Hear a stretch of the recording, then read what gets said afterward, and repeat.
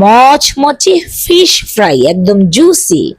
আসসালামু আলাইকুম বন্ধুরা, hello everyone, this is me Sheikh Rina. আমি রিনা আমার চ্যানেল থেকে চলে আসলাম আবারও ছোট্ট একটা ব্লগ ভিডিও নিয়ে।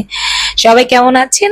আজকে আমার রান্নাঘর থেকে আমি কি কি রান্না করেছি আপনাদের দেখাতে এসেছি। আজকে আমি রান্না করেছি সবজি, 5 রকমের 6 রকমের সবজি মিশিয়ে একটু পাঁচফোড়ন দিয়ে খুব মজা করে আমি সবজি রান্না করতে পারি।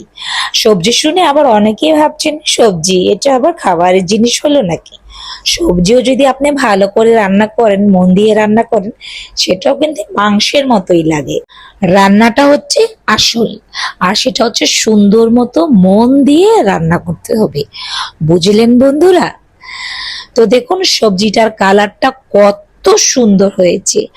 আরো আছে কিন্তু, এটা হচ্ছে লইট্টা মাছ। আমি হচ্ছে এটা ডিম আরো মশলা দিয়ে আগেই ম্যারিনেট করে রেখেছিলাম। তারপর হচ্ছে ময়দা কিংবা আটা যাই থাকে ঘরে সেটা দিয়ে আমি এটা হচ্ছে এখন কি করব বলুন, ফ্রাই। তো আমার এখন কড়াইয়ের তেল গরম হয়ে গিয়েছে, তারপর আমি অল্প আছে একটা একটা করে মাছগুলা দিয়ে দিব।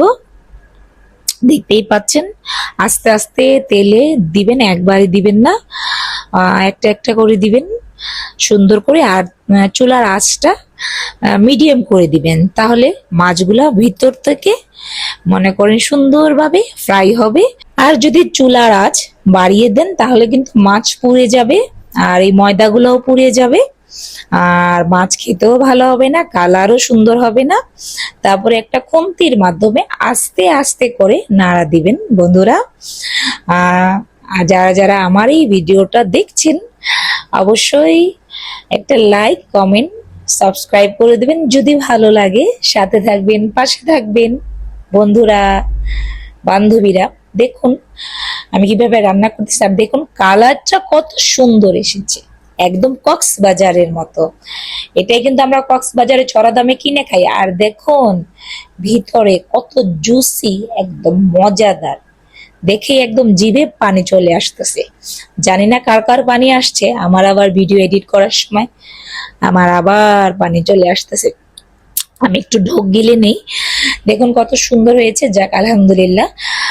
টুকি এটার মধ্যে হচ্ছে ভাত, বাঙালির প্রিয় ভাত। ভাত দিয়ে গরম গরম লইট্টা মাছ আর সবজি, সেই স্বাদ, আল্লাহর নিয়ামত। মাশাআল্লাহ, তাবারাক আল্লাহ। যারা যারা এতক্ষণ আমার ভিডিও দেখছেন, যদি ভালো লেগে থাকে অবশ্যই লাইক, কমেন্ট, শেয়ার করে দিবেন। বুঝতে পেরেছেন? সবাই ভালো থাকবেন, সুস্থ থাকবেন, আল্লাহ তাআলা সবাইকে ভালো রাখুক। ঠিক আছে, আসসালামু আলাইকুম। ভাত খাবেন নাকি?